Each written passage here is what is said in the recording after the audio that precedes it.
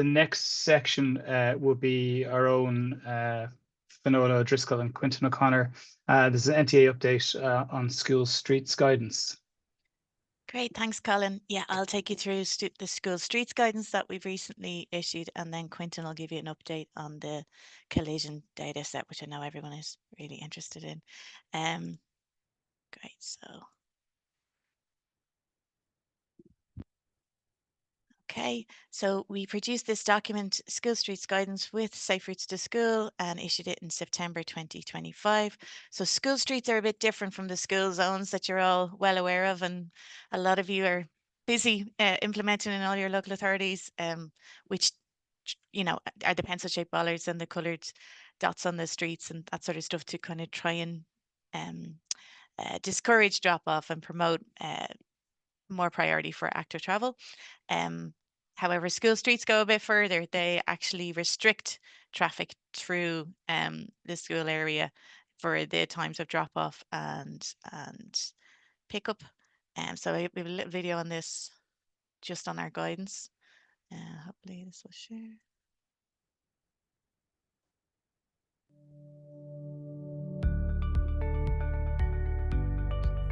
Safe Routes to School is delighted to present the national guidance for the delivery of school streets in Ireland.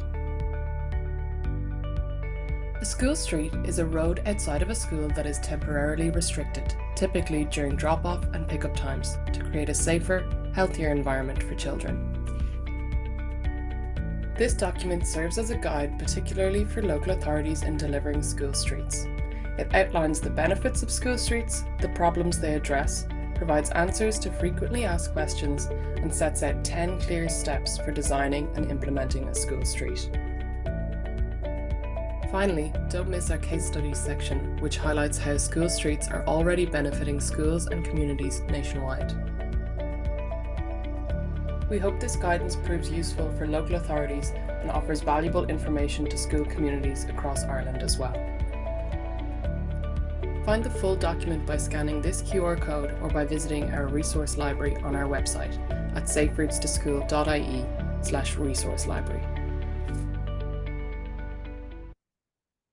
Great, and yeah, that document is also available on the NTA. It would have been issued to everybody. So yeah, it's just trying to look, school streets are difficult. They are quite a culture change. You tell anyone they can't drive anywhere and suddenly you're deep into the amygdala part of people's brains, no territory.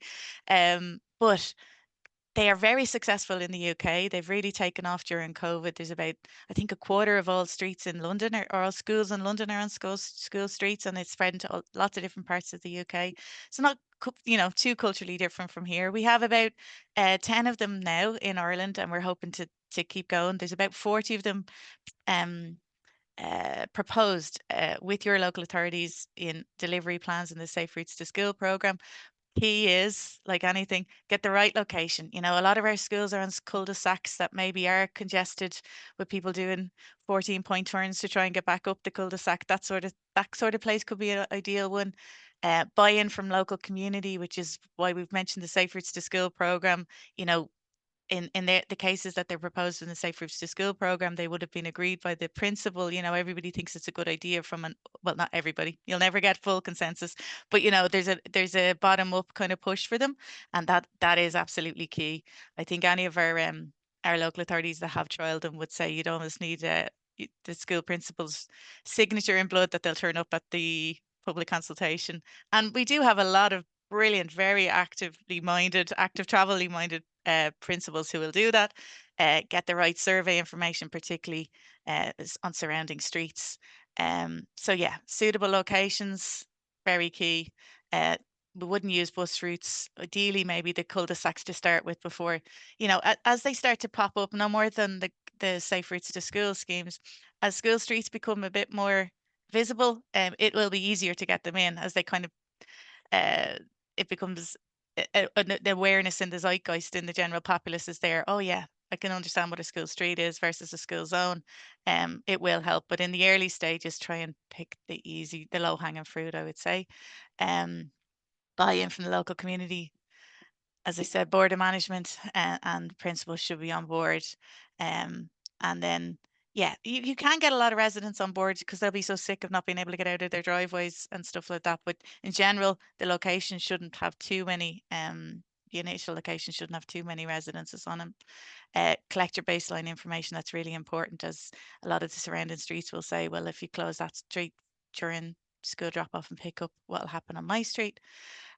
Physical barriers, that's a lot of text, but it's look, we're landing on the fact that if you've got a warden on your school already, that they could be, with the right training and, you know, in discussions with HR, etc., they could be a useful person to have a barrier. They should be light, those barriers. They shouldn't be anything too rigorous. Most of our wardens are of a certain demographic profile.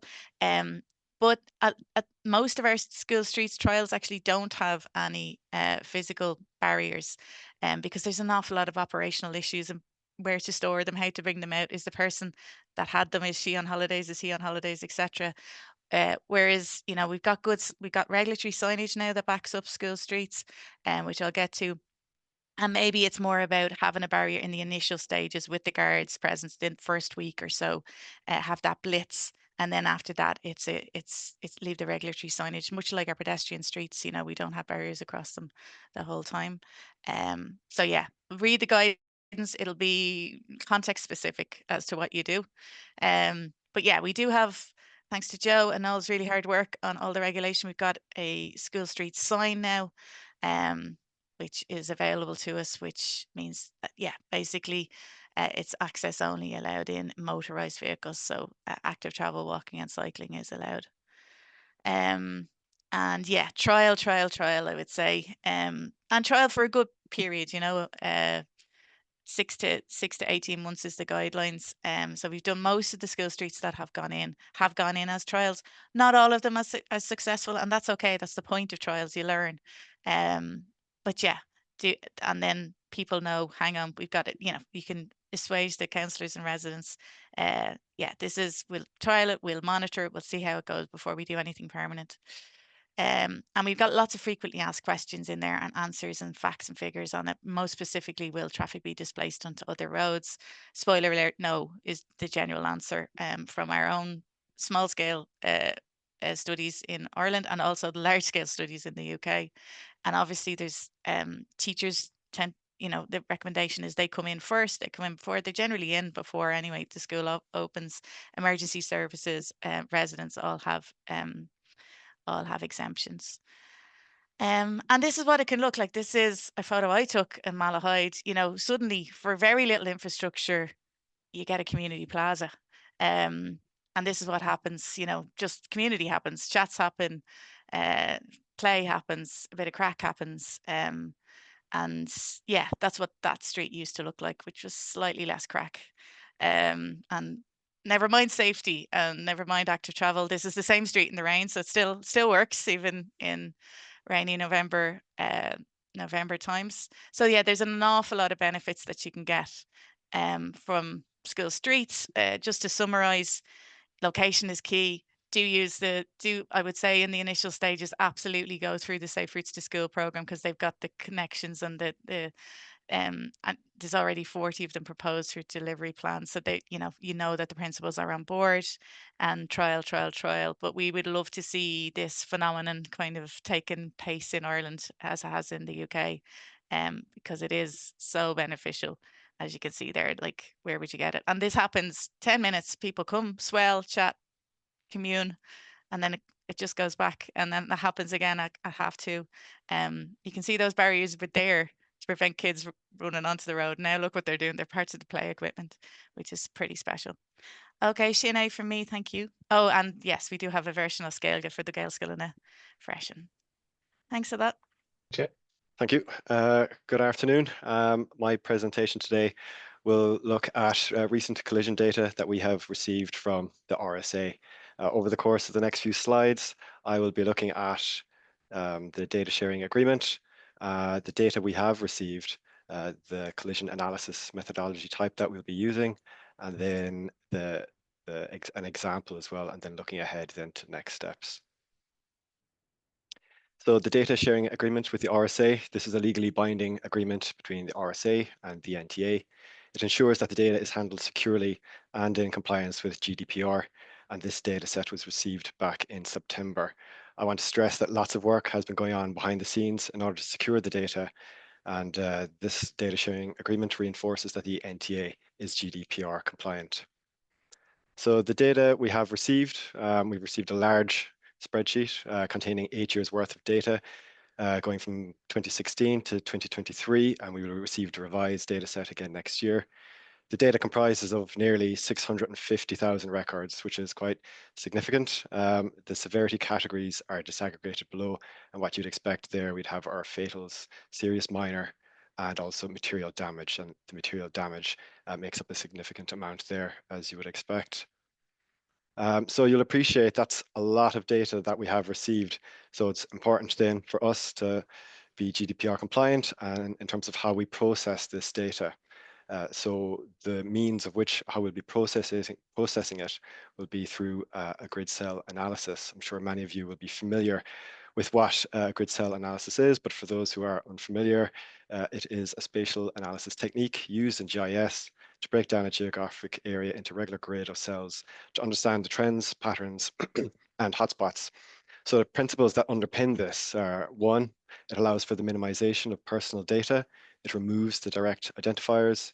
Two, proportionality. It preserves the analytical value while avoiding excessive granularity.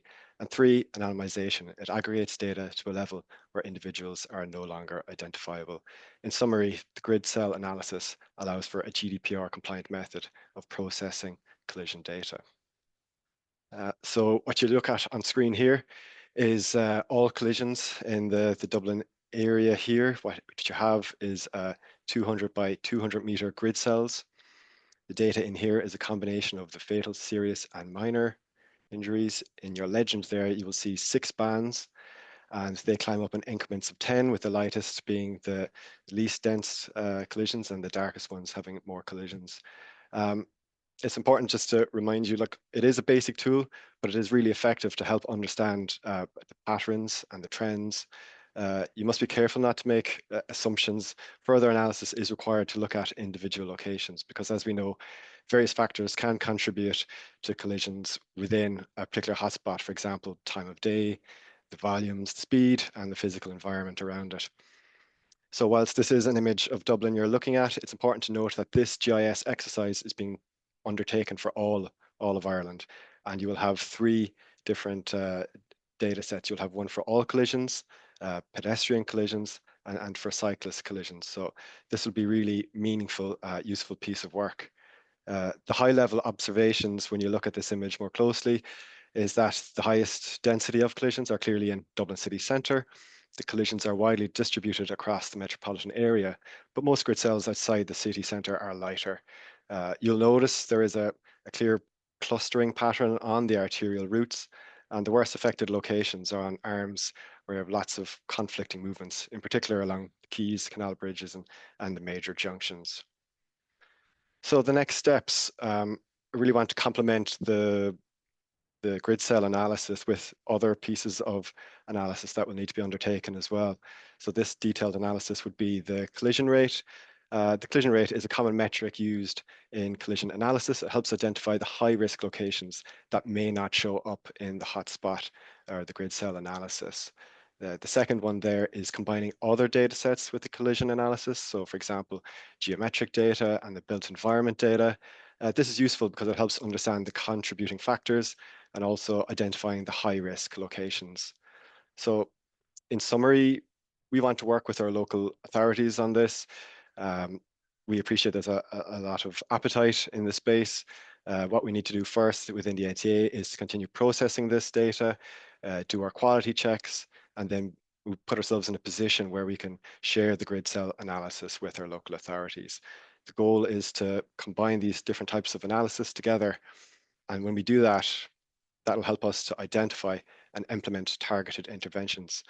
In summary, this is a good news story. The NTA, we have the collision data, which is brilliant. We're working hard here to process through that, make sure we are GDPR compliant, and then communicate this with our local authorities to deliver effective interventions. So that's it from me today, and I'll hand you back to Colin. Thanks, Quentin, and thanks, Finola.